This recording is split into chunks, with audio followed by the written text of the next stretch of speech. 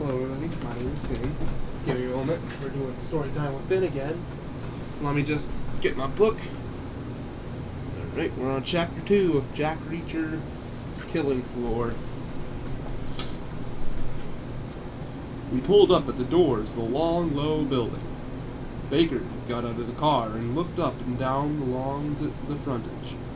The backup guy stood by.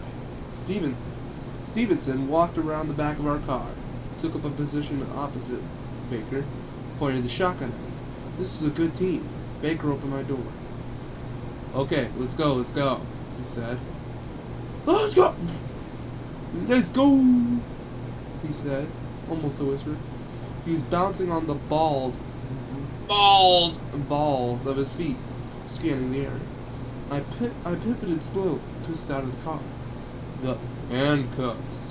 Why did I say that? Didn't help. Even hotter now. I stepped forward and waited. The backup fell in behind me. Ahead of me was the station house entrance. There was a long marble line with lintel, crisply engraved. Town of Margrave Police Headquarters. Below it were plate glass doors. Baker pulled one open. It sucked against the rubber seals. The backup pushed me through. The door sucked shut behind me. Inside it was cool again. Everything was light. And chrome! Lights were fluorescent. It looked like a bank or an insurance office. There was carpet. Carpet, you said? No, I'm kidding. A desk sergeant stood behind a long reception counter. The way the place looked, he should have said, "How may I help you, sir?" But he said nothing. He just looked at me.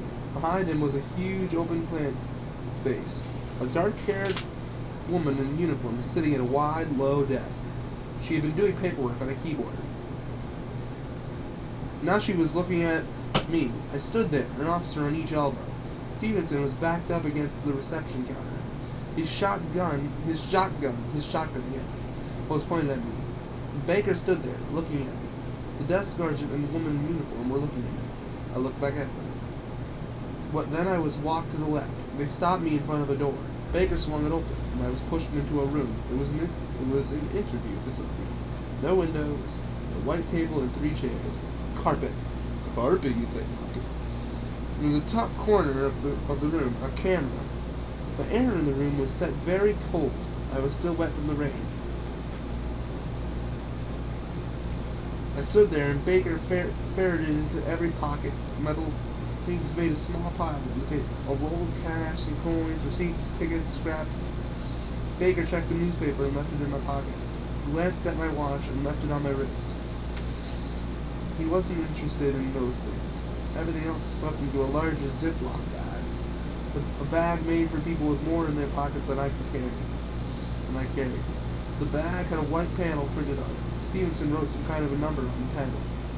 Baker told me to sit down. Then they, "Sit down, motherfucker. Sit down, boy." Then they all left the room. Stevenson carried the bag with my stuff in it. They went out and closed the door, and I heard the lock turning, yes. It had a heavy, well-greased sound. The sound of precision. The sound of a big steel lock, big steel cup. It sounded like a lock that would keep me in. I figured they would have isolated me for a while. It usually happens that way. Isolation causes an urge to talk. An urge to talk can become an urge to confess. A brutal arrest followed by an hour's isolation is a pretty good strategy. Run over, guys. Comedy assault. Do I have guys? Navigation. Audio capture. Wait, no. Oh yeah, that's set up. Cancel. Sorry about this, guys.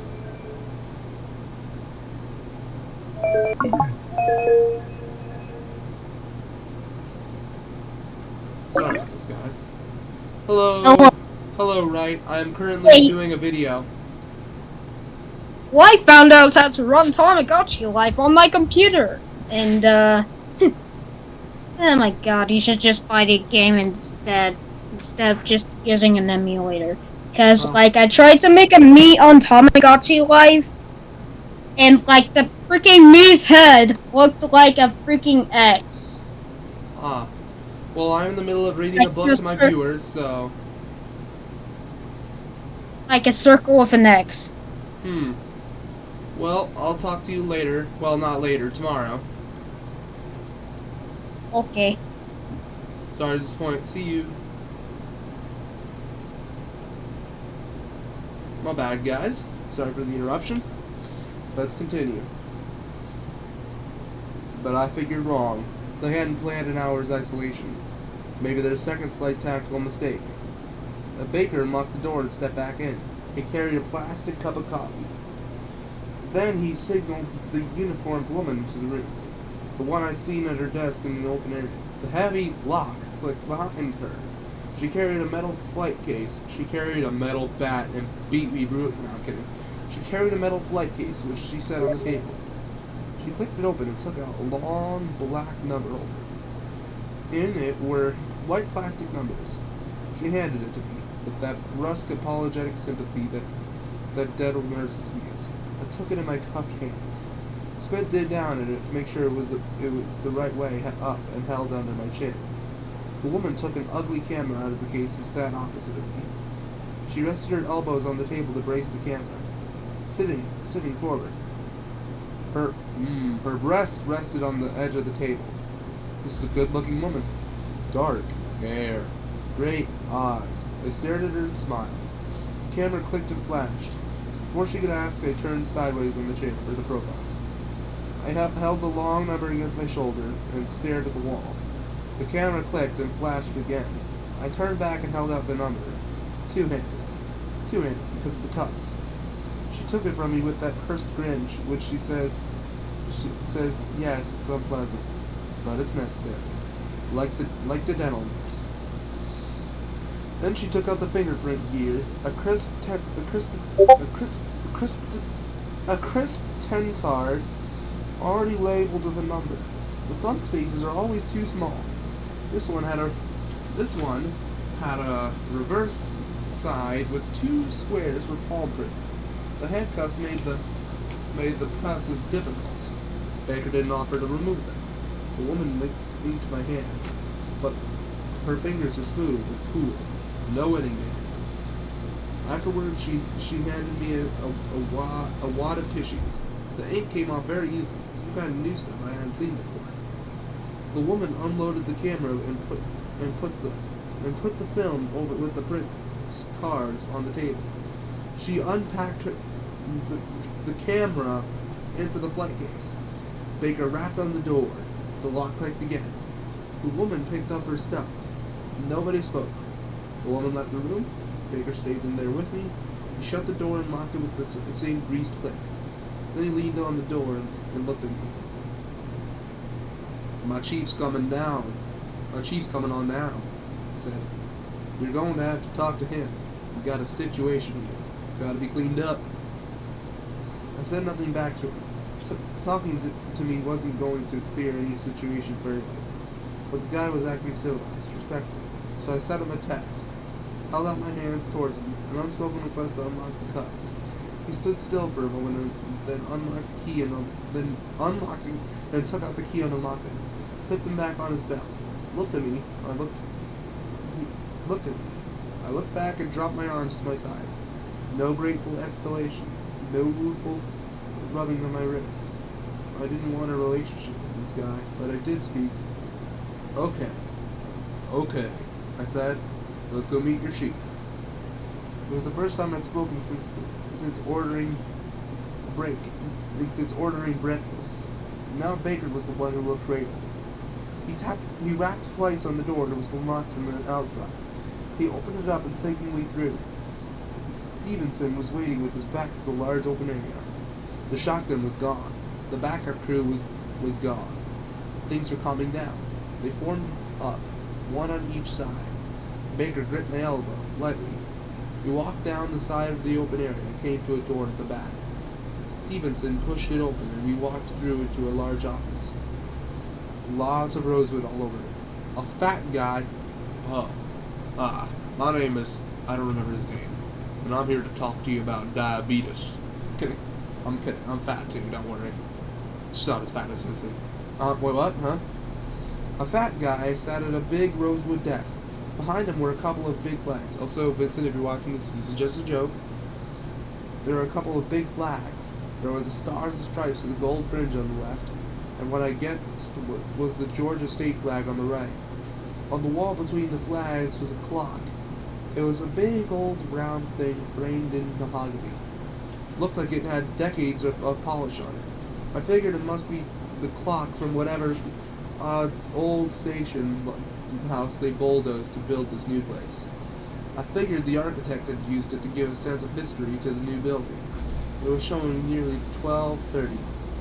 The fat guy at the big desk looked up at me, and I was pushed in toward him. I saw him look back, blank, like he was trying to place me. He looked again, harder. Then he sneered at me and spoke up in a wheezing gasp, which would have been a shout if it hadn't been strangled by bad lungs. Get your ass in that chair and keep your filthy mouth shut. Get your ass in that chair and keep your filthy mouth shut. One moment, I gotta put that smoker in. Get your ass in that chair. Keep your filthy mouth shut. Okay, I didn't succeed. Whatever. The fat guy was a surprise. He looked like a real asshole. Opposite to what I'd seen so far. Baker and Arresting were the business, professional and efficient. Fingerprint woman had been decent, but this fat police chief was a waste of space. Literally. What? That thin, dirty hair, sweating despite the chilly hair, the blotchy red and gray complexion of an unfit, overweight mess. Blood pressure sky high. Arteries hard as rocks. He didn't look halfway competent. He must be as big as my frickin' desk. I'm kidding. That'd be awful if he was as big as my desk. My name is Morrison. My name is Morrison, he wheezed, as if I cared. I am the chief of the police department down here in Margrave, and you are a murdering outsider bastard. You come down here to my town and you messed up right there on Mr. Kleiner's private property. So now you're going to make a full confession of our chief of detectives. He stopped and looked up at me, like he was still trying to place me, or like he was waiting for a response. He didn't get one, so he's jabbed his fat finger at me. And then you're going to jail, he said. And then you're going to the chair. And then I'm going to have to take a dump on your shitty little pauper's grave. He hauled his bulk out of the chair and looked away from me. I'll deal with this myself, he said. But I'm a busy man. Bad choice, brother. You ain't my brother, never mind. He waddled out from behind his desk. I was standing there between his desk and the door. As he crowded by, he stopped. His fat nose was about level with the middle of the button on my coat. He was still looking up at me, like he was puzzled by something. I've seen you before, he said. Where was it? He glanced at Baker and then at Stevenson, like he was expecting them to know what he was saying and when he was saying. I've seen this guy before. I've seen this guy before, he told them. He slammed the office door and I was left waiting with the two cops until the chief and detective sworn in. A tall, black guy, not old, but gray and balding, just enough to give him a patrician air. Brisk and confident, well-dressed in an old-fashioned tweed suit, moleskin vest, shine shoes. This guy looked like a chief should look. He signaled Baker and Stevenson out of the office, closed the door behind them, sat down on the desk and waved at me to the opposite chair. He rattled open a drawer and pulled out a cassette recorder, raised it high, arm's length, pulled out the tangled cords, plugged in the power and the microphone, inserted tape, pressed record, and flicked the microphone with his finger. Stopped the tape and wound it back. Pressed play. Heard the thunk of his nail. Nodded. Wound back again and pressed record. I sat and watched him. For a moment there was silence, just a faint hum. The air, the lights, or the computer, or the recorder whirring slowly. I could hear the slow tick of the old clock. It made a patient sound, like it was prepared to tick on forever, no matter what I chose to do. Then the guy sat right back in his chair and looked hard at me. Did the steeple fingers, like tall, elegant people do? Right, he said. Got a few questions, don't we? Don't we? The voice was deep, like a rumble, not a southern accent. Right, he said. We've got a few questions, don't we? Wait, I forgot the comment. Right, he said. Got a few questions, don't we? The reason I went back was to redo his voice. The voice was deep, like a rumble. Not a southern accent. He looked and sounded like a Boston banker, except he was black. My name is Finley, he said. My rank is captain. I am chief of this department's detective bureau. I understand you've been apprised of your rights. You have not yet confirmed that you have understood them. Before we go any further, we must pursue that preliminary matter. Not a Boston banker, more like a Harvard guy. I understand my rights, I said. He nodded. Good, he said. I'm glad about that. Where's your lawyer? I don't need a lawyer. I don't need a lawyer, he said. You're charged with murder, he said. You need a lawyer. Provide you. You'll provide one. We'll provide one, you know. Free of charge. Do you want us to provide one? Free of charge? No. I don't need a lawyer, I said. The guy called Finlay stared at me over his fingers for a long moment. Okay, he said. But you're going to have to sign a release. You know, you've been advised you may have a lawyer, and we'll provide one at no cost to yourself. But you absolutely don't want one. Okay, I said. He shuffled a form from another drawer and checked his watch to enter the date and time. He slid the form across to me. A large printed cross marked the line where I was supposed to sign. He slid me a pen. I signed and slid the form back. He studied it, placed it in the folder. I can't read that signature, he said. So for the record, we'll start with your name, your address, and your date of birth. My name is Walter Hartwell White. I live at 308 Never Royal Lane, Albuquerque, New Mexico. If you're watching this, I'm probably dead. Killed by my brother, Hank Straight. No, I'm kidding.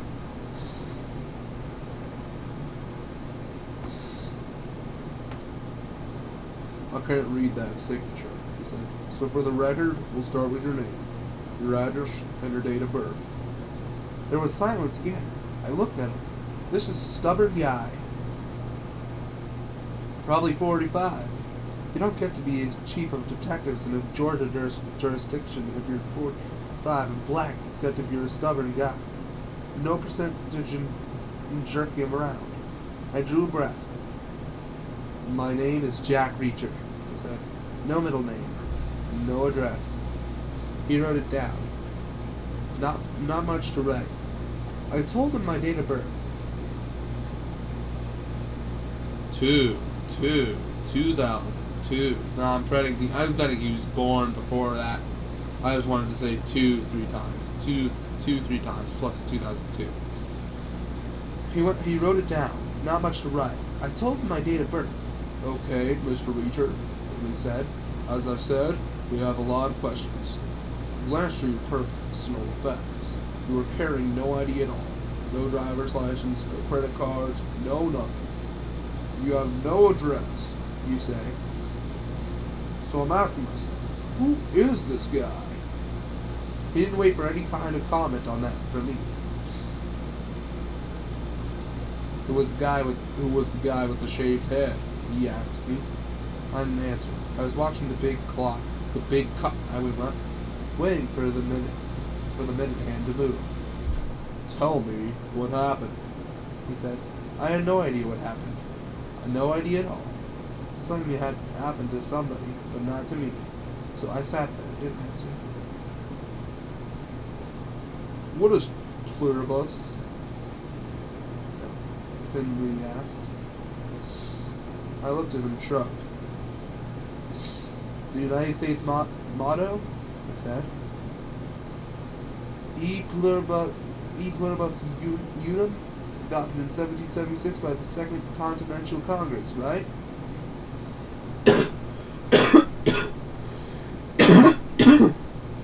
Wait, crap, I'm still in OBS. Okay, back to the black screen. Sorry, I had to see OBS that whole time and not just the black screen. Anyways, so...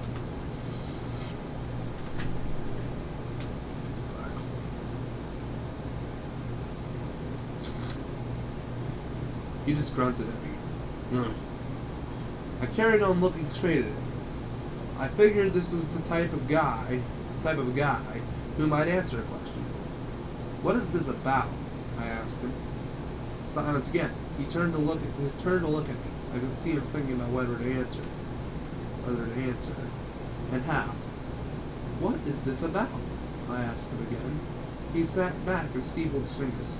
You know what this is about, he said.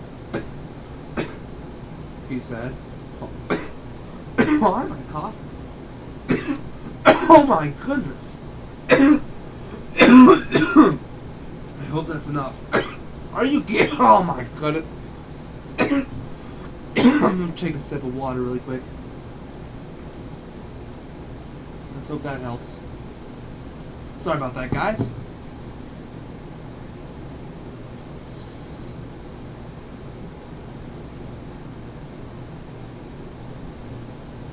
You know what this is about, he said. Homicide, with some very disturbing features. The victim was found this morning up at the Kleiner warehouse, fourth end of the County Road, up at the highway, Cloverleaf. Witness reported a man seen walking away from that location shortly after 8 o'clock this morning. The description given was that of a white man, very tall, wearing a long black overcoat, fair hair, no hat, no baggage. Silence again. I am a white man. I am very tall. My hair is fair. I was sitting there wearing a long black overcoat. I didn't have a hat or a bag. I had been walking on the county road for the best part of 4 hours this morning, from 8 until about 11:45. How long is the county road? I said. From the highway all the way down to here? Finlay thought about it. Maybe 14 miles, I guess, he said. Right, I said. I walked all the way down from the highway into town. 14 miles, maybe. Plenty of people must have seen me. Doesn't mean I did anything to anybody. He didn't respond. I was getting curious about this situation. Is that your neighborhood? I asked him. All the way over at the highway? Yes, it is, he said. The jurisdiction issue is clear. No way out for you there, Mr. Beecher. The town limit extends 14 miles right up to the highway. The warehouse is out there is mine, no doubt about that. He waited. I nodded. He carried on. Kleiner built the place 5 years ago. He said, "You ever heard of him? You heard of him?" That's what he said. Not you ever heard of him. I shook my head. How should I have heard of him? I said. I've never been there before. He's a big deal around here, Finlay said. His operation there pays us a lot of taxes, does us a lot of good, a lot of revenue, and a lot of benefit for the town, but without a lot of mess. Because it's so far away, right? So we try to take care of it for him. Now it's a homicide scene, and you've got explaining to do.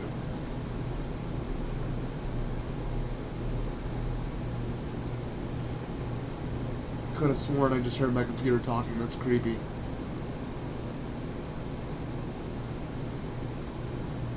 Probably just my parents talking downstairs.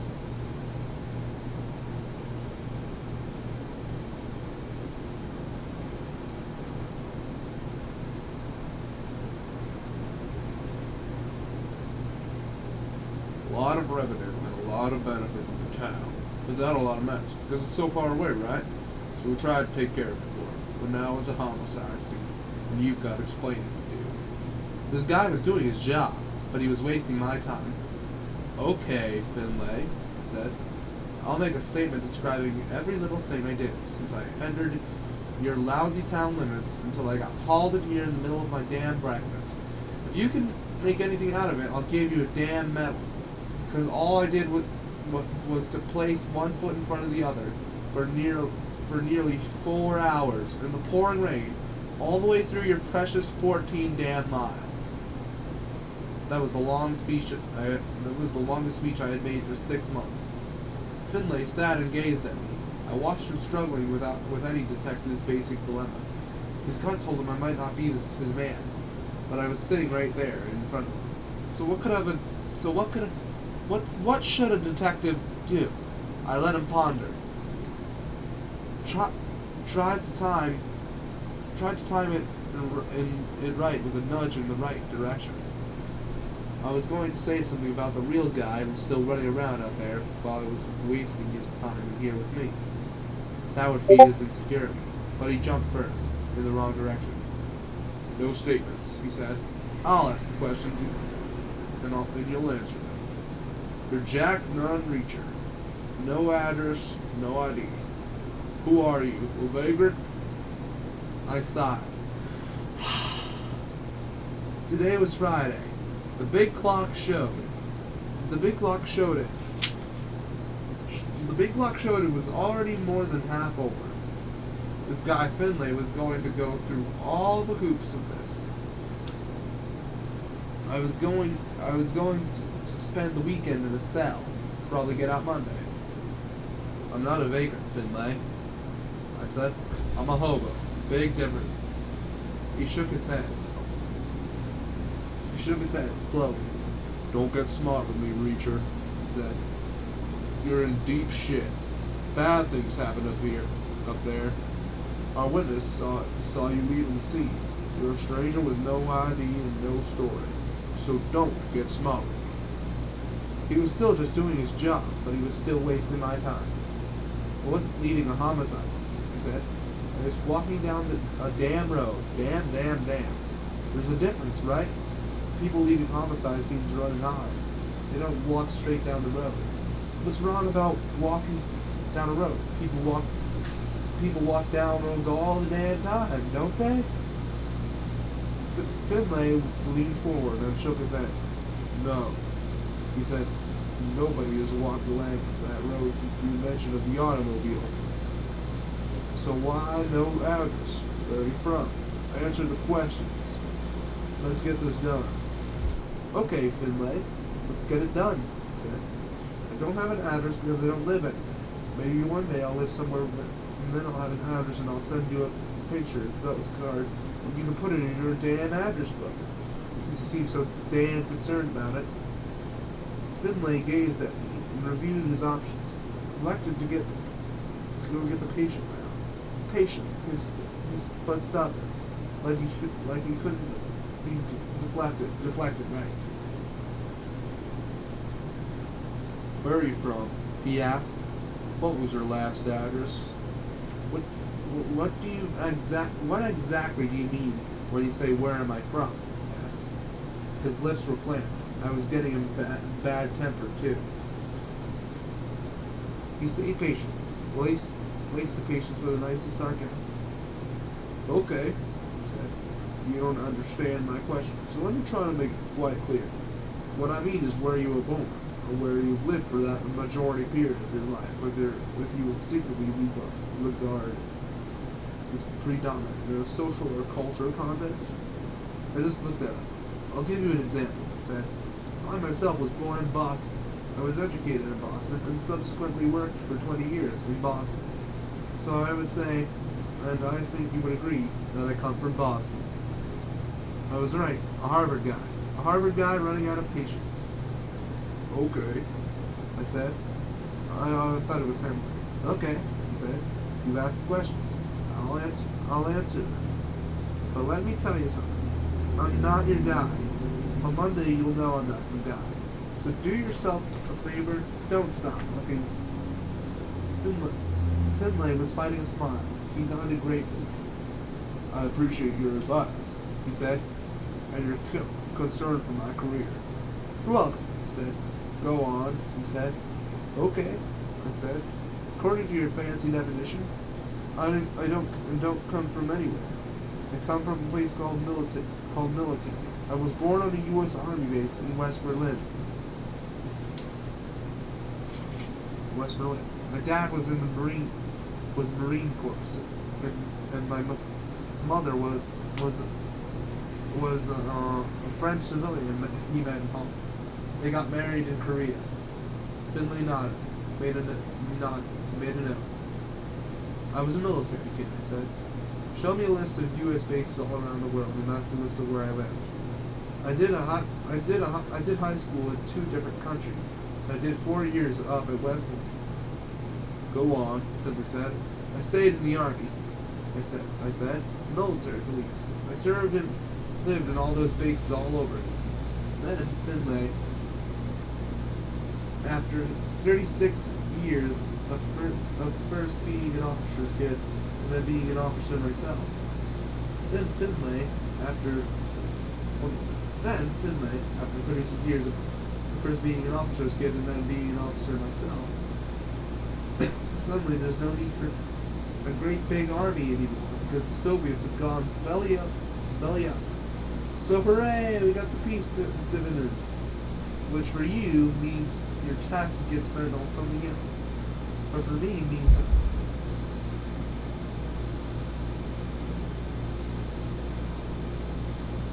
good morning, guys. What's happening? I heard like a knock on the floor. What was that for? No, that one. Knock. Cool. Alright, thank you for letting me down. Alright, thank you, love you. I am back, guys. Turns out my dad had just dropped some stuff. I thought somebody or something knocked on the floor. Or the ceiling, for that matter.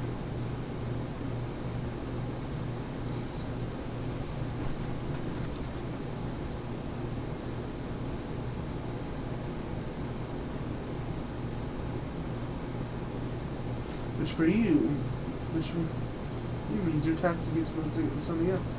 But for me means I'm a 36-year-old unemployed ex-military policeman getting called a vagrant by smug civilian bastards who wouldn't last 5 minutes in the world I survived.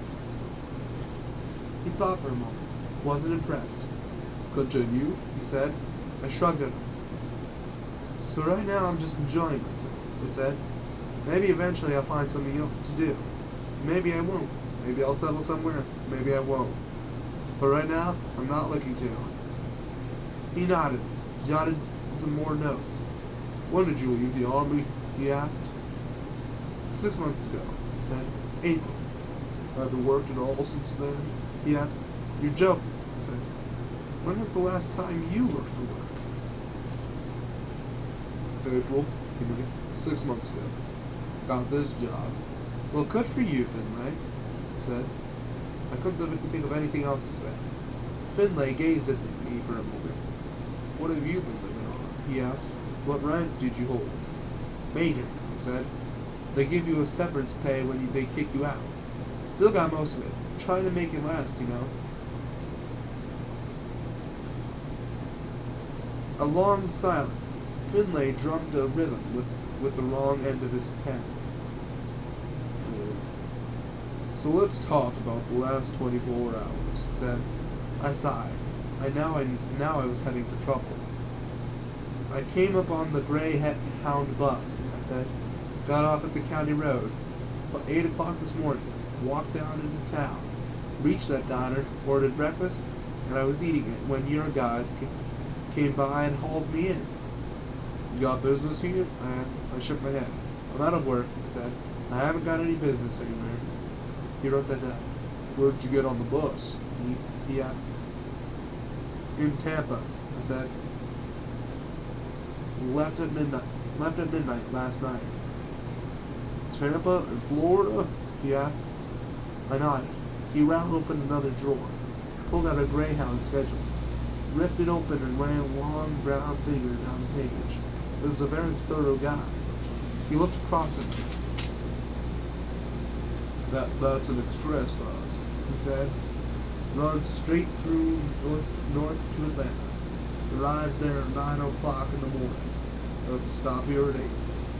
I shook my head. I asked the driver to stop. He said he shouldn't, but he did. Stop special, so let me on. You been around here before? He asked. I shook my head. Got family down here? He asked. Not down here. I said. You got family anywhere? He asked. Brother up in D.C. Said. Works for the Treasury Department. You got friends down here in Georgia? He asked. No, I said. Then they wrote it all down. Then there was a long silence. I knew for sure what the next question was going to be. So why? He asked. Why get off the bus at an unscheduled stop and walk 14 miles in the train to go a place you had absolutely no reason to go? That was the killer question. Finlay had picked it out right away. So did a prosecutor. And I had no real answer. What can I tell you? I said. It was an arbitrary decision. I was restless. I have to be somewhere, right? Well, why here? He said. I don't know, I said. The guy next to me had a map. And I picked this place out. Wanted to get off the main drags. Thought I could loop back down toward the Gulf. Farther west. You picked this place out? Then he said. Don't give me that shit. How could you pick this place out? It's just a name. It's just a dot on the map. It must have had a reason. I nodded. Thought I'd come back and look for a blind Blake. I said. Who the hell is blind Blake? I said. I watched him evaluate Cynic. It was like chess computer evaluates moves. Was blind Blake my friend? My enemy? My accomplice? Conspirator? Mentor? Creditor? Debtor? My next victim? Blind Blake was a guitar player, he said. Died 60 years ago, maybe murdered. My brother bought a record, sleeve note, and said it happened in Marbury. He wrote me about it. He said he was through here a couple of times in the spring, some kind of business. Thought I'd come down and check the story out. Finlay looked blank. It must have sounded pretty thin to him. It would have sounded pretty thin to me, too, in this position. You came here looking for a guitar player? He said. A guitar player who died 60 years ago? Why? Are you a guitar player? Wait a minute. You came here looking for a guitar player? He said. A guitar player who died 60 years ago? Why? Are you a guitar player? No, I said. How did your brother write you? He asked. When you got no address. He wrote my old unit, he said. They forwarded my mail to my bank, where I put my severance pay. They send it on when I wire them for cash. He shook his head, made it up. And then they Greyhound over Tampa, right? Yeah,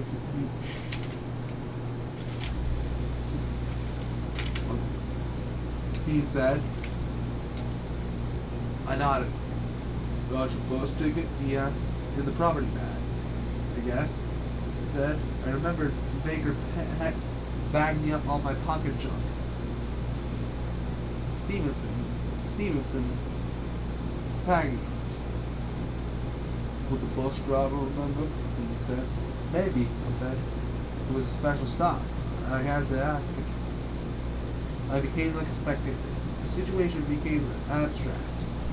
My job had been not that different from Finlay's. I had an odd feeling it conferring with him about somebody else's case, like we were colleagues discussing a knotty problem. Why aren't you working? Why aren't you working? Finlay asked. Finlay asked. I shrugged, tried to explain. Because I don't want to work, I said. I worked 13 years, got me nowhere.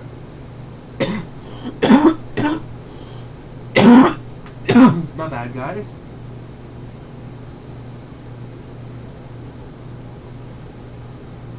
I feel like I tried to get their way.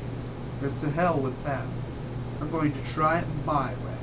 Finlay sat and gazed at me. Do you have any trouble? Did you have any trouble in the army? He said. No more than you did in Boston, I said. He was surprised. What do you mean by that? He said. You did 20 years in Boston, I said. That's what you told me, Finlay. So why are you down here in this no accountant place? You should be taking your pension, going out fishing, Cape Cod, or wherever. What's your story? That's my business, Mr. Leacher, he said. Answer my question. I shrugged. Ask the army, he said. I will, he said. You can be damn sure of that. Did you get an honorable discharge? Why would they give me severance if I didn't? I said.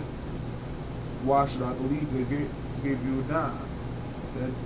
You look like a damn vagrant. Honorable discharge? Yes or no? Yes, I said. Of course. He made another note. Thought for a while.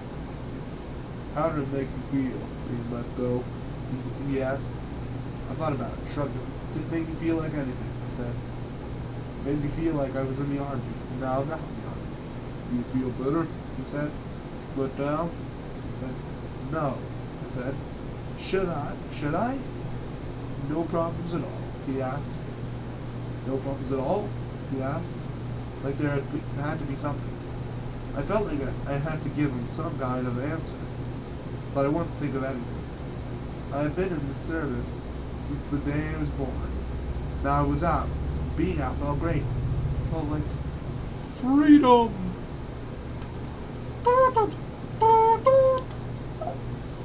Freedom. You guys gotta play Helldivers, great game. Anyway, so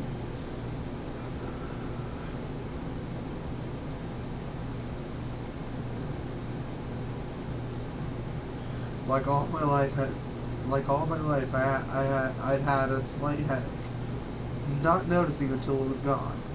My only problem was making a living. How to make a living without giving up the freedom. It was not an easy trick. I hadn't earned a cent in 6 months. That was my only problem. But I wasn't about to tell Finlay that. He'd see it as a motive. He'd think I had decided to bankroll my vagrant lifestyle by robbing people at warehouses and then killing them. I guess the transition is hard to manage, I said. Especially since I had the life as a kid too. Finlay nodded. Consider my answer. Let me see on the page of this chapter. Because my timer went off, so I shouldn't be doing this. I'll need 2 more pages.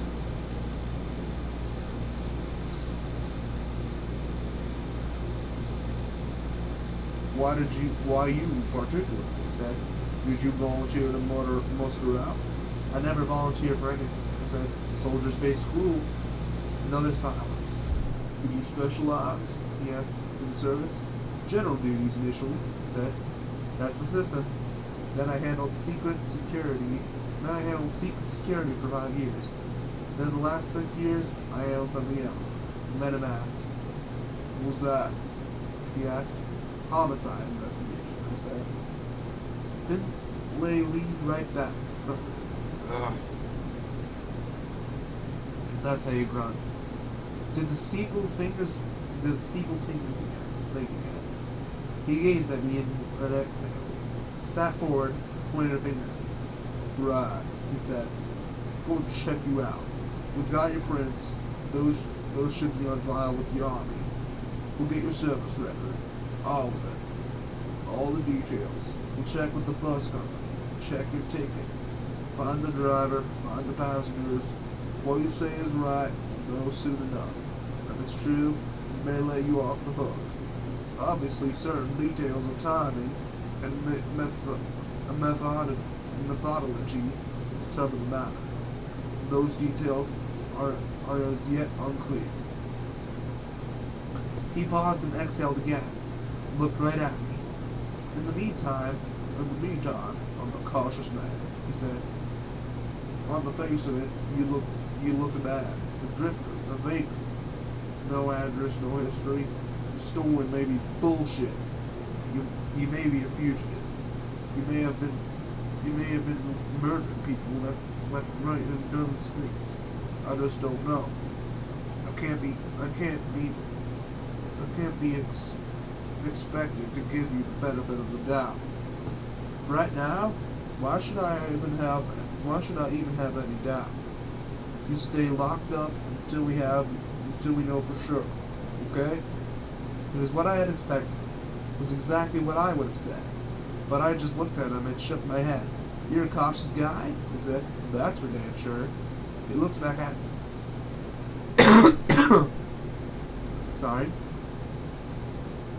He looked back at me. If I'm wrong, I'll buy you lunch on Monday. He said. At Eno's place to make up for the day. I shook my head. Yeah. I'm not looking for a buddy down here, he said. Finlay just shrugged, clicked off the tape recorder, rewound, took out the tape, wrote on it. He buzzed the intercom, and on the big rosewood desk, asked the baker to come back in. I waited. It was still cold, but I had finally dried out. The rain had fallen out of the Georgia sky, and it soaked me. Now it had been sucked out again. By the dried office air, a dehumidifier had sucked it out and piped it away. We have a dehumidifier set up right now. The baker knocked and entered. Finlay told him to escort me to the cells. Then he nodded. It was a nod which said, "You turned out not to be the guy. Remember, I was just doing my job." I nodded. I nodded back. Mine was a nod which said, "While you're covering your ass, there's a killer running around outside." The cell block was really just wide alcove of this main open plan slaughter. It was divided into 3 separate cells with vertical bars. The front wall was all bars. A gate section hinged into each cell. The metalwork had a fabulous dull glitter. It looked like titanium. Oh my gosh. Each cell was carpeted, but totally empty. No furniture. Or a bed bench. It's just a high budget version of the old-fashioned building pets you used to see. Time for speed running though. No overnight accommodation? I asked Baker. No way, he replied. You'll be moved to the state facility later. Bus comes by at 6. Bus brings you back Monday. He clanged the gate shut and turned his key. I heard bolts socket home all around the rim. Electric. I took the newspaper out of my pocket, took off my coat and rolled it up, lay flat on the floor, and crammed the coat under my head. Now I was truly pissed off. I was going to prison for the weekend. And I wasn't staying in a station house cell. Not that I had any other plans, but I knew about civilian prisons. A lot of Army deserters end up in civilian prisons. For one thing or another, the system notifies the Army. Military policemen get sent to bring them back. So I'd seen civilian prisons. They didn't make me They didn't make me wild with enthusiasm. I'd lay angrily listening to the hum of the squad room. Phones rang, keyboards pattered, the tempo rose and fell. Officers moved back, talking low. Then I tried to finish reading the borrowed newspaper. It was full of shit about the president and his campaign to get himself elected again for a second term. The old guy was down in Pensacola on the Gulf Coast. He was aiming to get the budget in balance before his grandchildren's hair turned white. He was cutting things like a guy with a machete, blasting his way through the jungle. Down in Pensacola, he was sticking it into the Coast Guard. They had been running an initiative for the last 12 months. They'd been out in force, like a curved shield off Florida's coast every day. For a year, boarding the sea, searching all of the marine traffic in like snow. It had been announced with an enormous fanfare, and it had been successful beyond their wildest dreams. They had seized all kinds of stuff: drugs, mostly, but guns as well, illegal migrants from Haiti and Cuba. The interdiction was reducing crime all over the states. Months later, and thousands of miles further down the line, a big success. So it was being abandoned. It was very expensive to run. The Coast Guard's budget was into serious deficit. The president said he couldn't increase it. In fact, he had to cut it. The economy was in a mess. Nothing else he could do. So the interdiction initiative would be canceled in 7 days' time. The president was trying to come across like a statesman. Law enforcement big shots were angry, because they figured prevention was better than cure. Washington insiders were happy, because 50 cents spent on beat cops was much more visible than two bucks spent out on the coast 2,000 miles away from the voters. The arguments flew back, and the arguments flew back and forth, and in the smudgy photographs, the president was just beating away like a statesman, saying there was nothing he could do. I stopped reading because it was just making me angry. Just to calm down, I ran music through my head. The chorus in Smokestack Lightning. The Howling Wolf version puts a wonderful strangled cry on the end of the first line. They say you need to ride the rails for a while to understand the traveling blues. They're wrong. They're wrong to understand the traveling blues. You need to be locked down somewhere, in a cell or in the army. Someplace where you're caged. Someplace where a smokestack lightning looks like a faraway beacon of impossible freedom. I lay there with my coat as a pillow and listened to the music in my head. At the end of the third chorus, I fell asleep. I woke up again when Baker started kicking the bars. They made a dull ringing sound, like a funeral bell.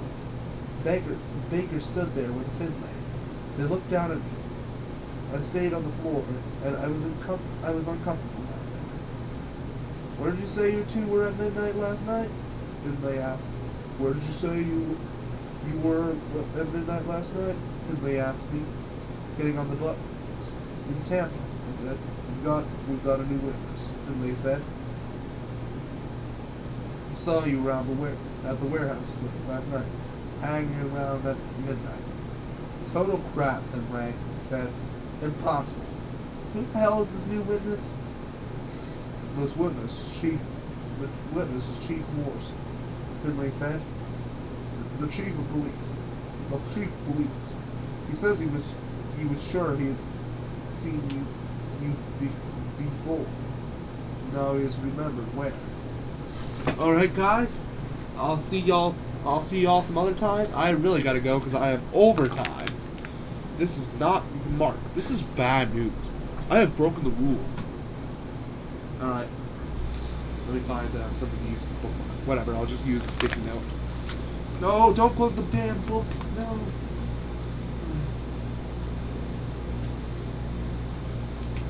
What the heck is chapter 2?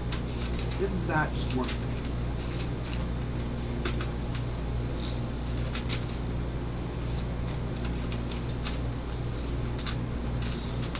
There we go. Alright, guys. Let me put the bookmark in, and then I gotta go.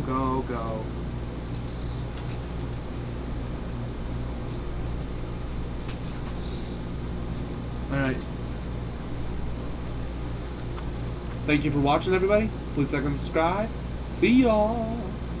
And I also hope you enjoyed the story. See y'all.